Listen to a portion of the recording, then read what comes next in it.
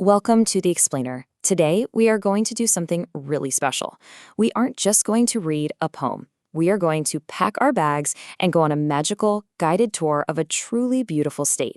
The poem we are exploring today is called Nityotsava, written by the famous Kannada poet, K.S. Nisar. And let me tell you, this isn't just your regular poem about trees and rivers. It is a grand, joyful journey straight through the amazing state of Karnataka. Before we start our journey, I want you to close your eyes for just a second and imagine something. Have you ever felt like the place you live in is celebrating a grand festival every single day? Imagine waking up to bright lamps, the smell of fresh flowers, colorful decorations all around, and excited children playing. Not just once a year, but from the moment you wake up to the moment you go to sleep, literally every day. That wonderful, joyful feeling is exactly what the poet feels when he looks at his homeland. Here is our roadmap for today. 1. Introduction. 2. The beauty of nature. 3. A journey through history. 4. Greatness of the people. And 5. Summary and exam points. Section 1. Introduction to Nityotsava. So let's move to our very first stop and explore the word itself, Nityotsava. Now, it might sound like a big word, but if we break it apart, it's actually incredibly simple and beautiful. Nitya means daily, and Utsava means festival. When you put them together, Nityotsava means a celebration that happens every single day. The poet K.S. Nisar is telling us that Karnataka is so beautiful, so rich, and so wonderful that just existing there feels like a never-ending festival. The glowing sunrise itself is like the lighting of a festive lamp. Section 2. The beauty of nature. That brings us to the first real stop on our guided tour, where we prepare to see some breathtaking sights. The poem begins with these gorgeous, musical lines. Jogada siri belakinali, tungaya tene balukinali. Just listen to the rhythm of those words. The poet is asking us to look at the famous Jog Falls. Imagine all that water falling from high above, sparkling like millions of tiny diamonds in the bright sunlight. And then look at the lovely river Chunga. It doesn't just flow, it glides so gracefully, almost like a gentle dance. This beautiful nature is the beginning of our daily festival. As we continue looking at nature, we run into two important words we really should know. First is adiru, which means mineral, and the second is utonga, which means height or peak. The poet talks about the Sahyadri Mountains. I want you to imagine these grand, tall mountains, not just as big rocks, but as massive, ancient treasure chests. Deep inside their towering peaks, their utonga, they hold shiny, precious minerals, the adiru. It's like nature has hidden beautiful gems inside the mountains just to celebrate. So the really crucial point here is that when the poet looks out his window, he doesn't just see a river, a waterfall, and a mountain. He sees a grand party. He sees the sparkling Jog Falls clapping its hands, the graceful Tunga River dancing along the ground, and the tall Sahyadri Mountains wearing a crown of green forests. The trees swaying in the wind and the birds flying happily in the sky are quite literally nature's way of celebrating Karnataka every single day. If we had to put this whole stop on our tour into one easy sentence to remember, it would be this summary. Karnataka's breathtaking nature is a beautiful, never-ending daily festival. Let's lock that idea in our minds, because it perfectly captures the magic of the first part of the poem. Section 3. A journey through history. Now grab your time machines, because for our second stop, we are stepping far back in time. The poet gently shifts our view from the waterfalls over to the ancient temples, singing, Itihasada himadalinahe, simhasana malayali. Here he is pulling back the curtain of history.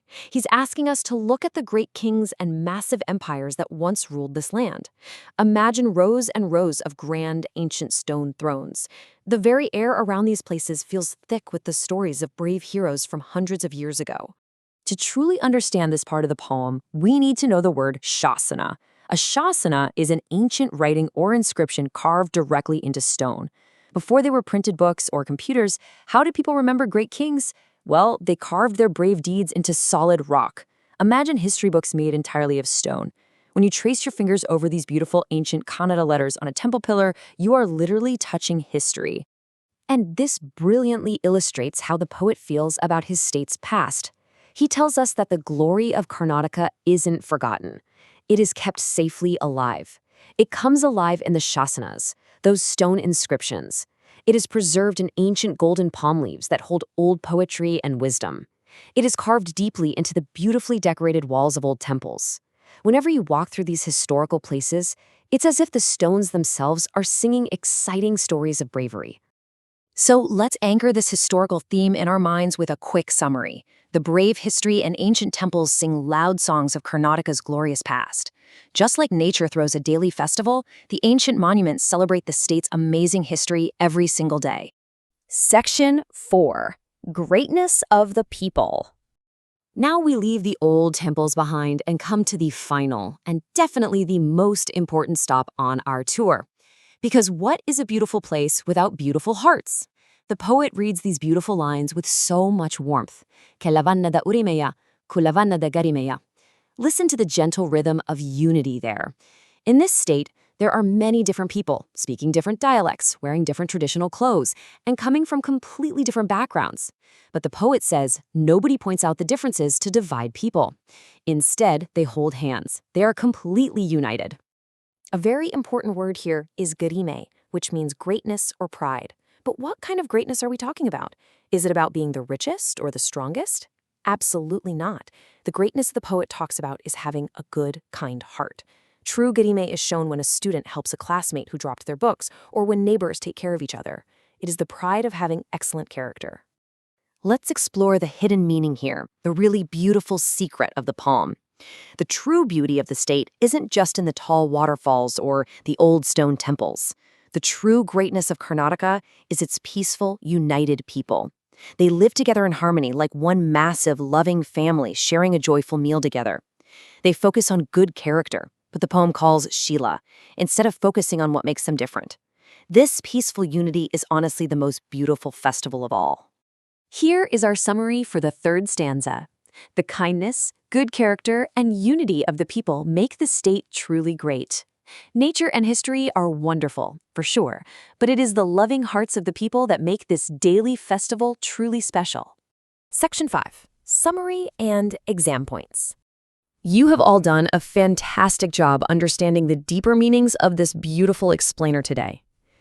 Now, it's time to gather everything we learned. If we want to map out the entire poem in our minds, just imagine this simple table with 3 columns. What were our 3 tour stops? First was nature, where we saw the majestic Jog Falls and the tall Sahyadri Mountains. Second was history, where we imagined the ancient temples and the shasanas, the stone writings. And third was the people, where we learned that unity, good character, and kindness are the greatest treasures. That is the whole poem, right there. And here are your 3 crucial exam points. If you remember these, you are going to be fully prepared. Point number 1. The title Nityotsava literally translates to daily festival. Point number 2.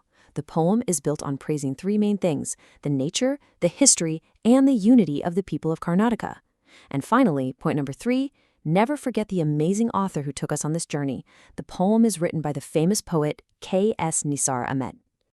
Learning a poem is just like visiting a new place. The second time you go, you always see something you missed before. Now that you understand the poem, try reading it once again. You'll notice many beautiful ideas that may have been hidden the first time. Keep exploring, keep learning, and I'll see you on the next explainer.